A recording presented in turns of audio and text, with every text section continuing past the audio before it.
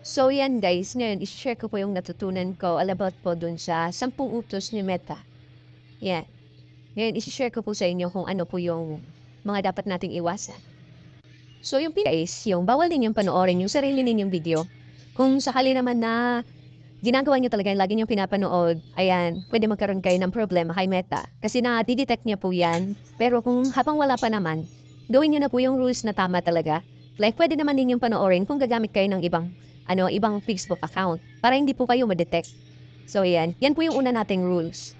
At saka kapag yung pin ninyo may pagkakamali, i-upload nyo pa lang po. I-check nyo na yung video ninyo para alam nyo po kung meron ba kayong pagkakamali.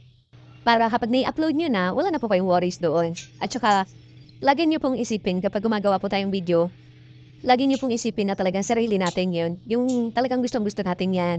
Bali mamaya isi-share ko rin po, bawal din po kasi yun yung nagkakapi tayo ng iba. So yung pangalawang utos naman po ni Meta, kailangan po kapag follow to follow, actually mahigpit pong pinagbabawal yung follow to follow. At saka dapat meron ka lang pong maximum of 10 ng follow kada araw. So yan, hindi naman kasi ino-organize yung mag-follow to follow. Pero marami pong gumagawa niyan sa atin. Siyempre kasama na ako dun. Hindi ko pa kasi alam nung una. Ngayon alam ko na iwasan ko na po yung ganun. At the same time, kung gusto niyo naman po na sakali po na gusto ninyo na magbigay ng komento doon sa video or mag-follow po kayo, please lang po kahit po sa akin, panoorin niyo muna po yung video bago po kayo mag-follow.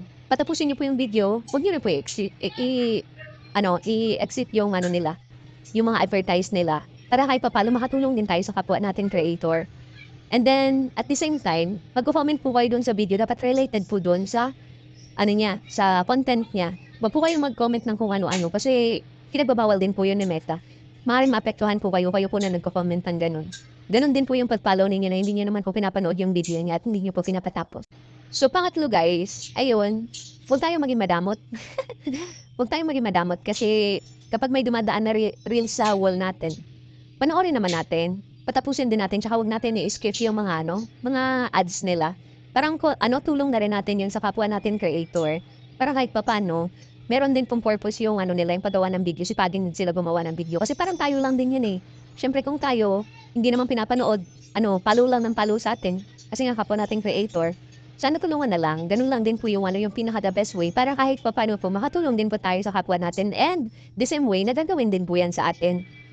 Sabi nga nila, di ba, kung anong ginawa mo sa kapwa mo, ganun din yung gagawin sa'yo. Kaya maganda yung maging mabuti tayo. Isa pa dyan yung dapat ninyong malaman. Hindi po tayo pwede watch ng ads.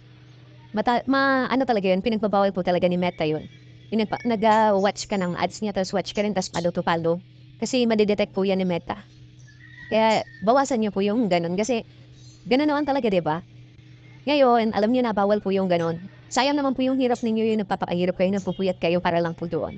Tapos magkakaroon lang din po kayo ng problema sa account ninyo. Mas maganda na kung gusto kayo i-add ng tao, ng kapwa ninyo creator, i-add niya lang kayo. Okay naman yun. Tapos in the other day, tsaka mo siya danitihan para hindi kayo maapektuhan parehas. So doon guys, yung pang-apat naman, huwag mo siya i-unfollow kung hindi kanya na-follow. Kasi kawawa naman din yung content creator na yun. At saka pwede ka naman pwede ka naman gantihan ng iba. Kasi 'di ba, sabi nga nila binabawal yung follow to follow. Maaring alam niya yung rules. So yung ganun, alam niyo lagi niyo tatak sa isip niyo yung pagpa-follow kung saan binibigay yan. Kaya huwag niyo nang bawiin kung naibigay niyo na. Basta Diyos niyo na lang. At ang panglima, ayun, maging mapagbigay ka sa kapwa. Kung ikaw naka-receive ka ng star, matuto ka rin magbigay sa kapwa mo ng star. Kung hindi ka man nagbigay doon so nagbigay sa'yo, pwede ka naman magbigay sa iba. Kaya nga 'di ba yung may kasabihan, the more you give, the more you receive, 'di ba? Sa pang-anim naman guys, madalas ginagawa ito ng ibang content creator para lumaki yung kanilang viewers. So yan, huwag kayong magnakaw ng ibang video. So madalas itong ginagawa ng ibang content creator, nagnanakaw sila ng ibang video para dumami yung viewers nila tsaka followers nila. Dati kasi pwede pa yun ngayon kasi pinagpabawal na. Pag na-detect kayo, pwedeng ma-delete yung account ninyo. Sayang naman. Ngayon, may bagong ginagawa yung ibang content creator na pwede gawin. Gaya ng ginagawa ko, naghihingi ako ng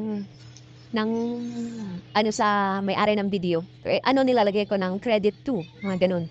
Pero, nandun yung video ko, katabi ng video niya. So, yun, okay lang din yun. At saka kapag yung kukunan mo ng video is may kulay green na check, hindi ka pwede kumuha talaga doon. Kasi madidetect ni Meta, mahigpit yon. So, may rules din ako na pwede kong i-post tungkol doon. So, yan yung pang-anim. Bawal magnakaw ng video. Kasi sayang naman yung pinaghirapan ng kapwa natin creator na lumago sila doon sa video na yun tapos na nakawin mo lang na ipopost mo sa account mo. Kaya bawasan po natin yung ganun para lang ano. Kasi kusa naman dumarating yung followers natin eh. Gawa lang tayo ng gawa ng video kung ano yung way na ano natin, gusto natin. Kung gusto mo naman ng ganun, isama mo yung ano, yung video ng iba. Kagaya ng ginagawa ko, naghihingi ako ng ano, ng permit sa kanila na ano, talagang pinapaalap ko sa kanila na ginamit ko yung video nila. Credit to. So, yan yung pang-anim. Pang-pito, huwag kang manira ng content ng iba. So, matuto tayo magrespeto. Kung nakikita natin hindi natin gusto, pwedeng huwag ka na lang siguro mag-comment o kaya naman, mas tulungan mo na lang, panoorin mo na lang yung video niya, and then mag-comment ka related doon sa video niya, sa content niya. Para kahit paano nakatulong ka. Kasi alam ko babalik yan sa'yo eh. Kapag halimbawa tumulong ka ng ganyan, babalik yan sa'yo bilang tulong. Sa ibang paraan naman. Siguro sa ibang content creator. So, yan. Huwag tayo maninira kapag hindi natin gusto yung content ng iba. Irespeto natin sila kasi yun yung way nila. Maaring tayo hindi natin gusto, pero yung iba gusto nila. Yan, yung pang-walo naman, huwag tayong judgmental. Yun. Nakita ko lang din to eh, pero may idadagdag ako. Kasi minsan, may mga content creator na iba sila magsalita in a way na parang feel natin hindi maganda. Mas okay na ipikit nyo na lang yung mga mata ninyo, huwag nyo na lang pakailaman, hayaan nyo na lang sila. Kasi yan yung way nila. Kasi pansinin nyo, marami din naman yung kadalasan ng ganun, hindi nyo nagugustuhan yung salita. Marami naman. Kaya marami naman sa kanila nagpa-follow. So, hindi lang tayo. Kumbaga, hindi natin gusto yung way nila entertain sa tao, yung way nila kung paano sila mapansin. Pero may iba na gusto yung way nila. Kaya, huwag tayong judgmental. Kasi may kanya-kanya tayo, pwedeng sa atin. Yung content natin ganito, pero ginajudge din tayo. Kaya huwag tayong judgmental. Kasi hindi lahat perfecto. Yung pang-siyam naman, huwag puro asa sa iba. Kasi minsan, yung mga tinuturo nila, hindi naman angkop doon talaga. So yan, yung patulad niyan, sabi nila, may mga bagong rules, pero hindi naman natutuloy, hindi naman nangyayari. Ngayon, huwag kayo puro asa sa iba kasi mas maganda pa rin yung mag-research kayo para mas masagot ninyo yung katanungan na gusto ninyo. At saka huwag kayong umasa sa isang sa isang tao lang. Maraming nag-share sa YouTube, maraming nag-share sa Facebook ng iba't ibang idea na pwede ninyong tignan. Tapos try nyo rin mag-research, malay nyo kayo din yung makapagturo sa amin yung mga bagay na hindi rin namin masabot. So huwag umasa sa iba, pang-siyam yan.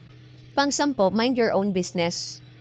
May mga kanya-kanya tayong content. As long as wala naman tayong nilalabag sa batas ni Meta. Okay lang yun. As long as ganun. Huwag tayong mangingialam. Mind your own business. At saka hindi naman lahat pare-parehas. Gaya, may iba sa sugal. May iba naman sa pagluluto. May mga kanya-kanya tayo. Let's say sabihin natin ako nagluluto. Tapos ikaw naman mga beauty product. Nangingialam ka sa akin na hindi mo naman alam yung tungkol sa pagluluto. So yun, may mga kanya-kanya tayo. Mind your own business. So yun guys, yung na-research ko po, yan po yung na-research ko all about sa 10 na utos ni Meta. So guys, hindi naman lahat sa akin siguro tama dahil siguro yung iba hindi ko na-explain ng maayos. Pwede rin po kayo mag-research para may mas malaman pa po kayo at pwede po kayo mag-comment sa baba kung sakaling may kulang. Para po lahat tayo matulungan, ginawa ko po itong video na ito. Para yung mga hindi pa po nakakaalam baguhan pa lang po, alam ko po marami pong baguhan ngayon na mga vlogger. Maraming baguhan ngayon na gumagawa ng content nila. Ayun nga po, ito po pwedeng makatulong po sa inyo. Basta tapusin nyo lang po itong video. Thank you.